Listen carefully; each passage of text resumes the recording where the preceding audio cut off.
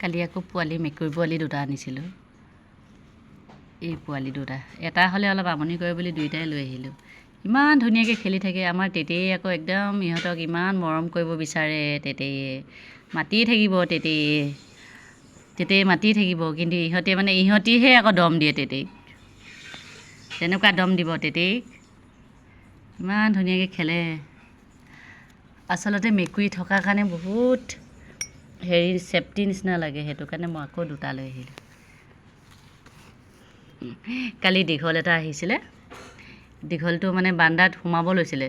তেতেই এনেকুৱা খেদন দিলে নহয়, তেতেই একদম খেদি উলিয়াই পঠিয়ালে। মই সেইটো কাৰণে ইহঁতক বহুত ভাল পাওঁ। এইকেইটা কালি আনিছোঁ, আনি ইমান ধুনীয়াকৈ খেলিব লৈছে। মৰম লগা পোৱালিকেইটা। কিছুমানে কেনেকৈ ৰাস্তাত এৰি এৰি থৈ যাব পাৰে জানো। কিছুমানে আনিব য'তে ত'তে পোৱালিবোৰ, ইমান সৰু পোৱালিবোৰ আনি ৰাস্তাত মেলি পেলাই থৈ যায়।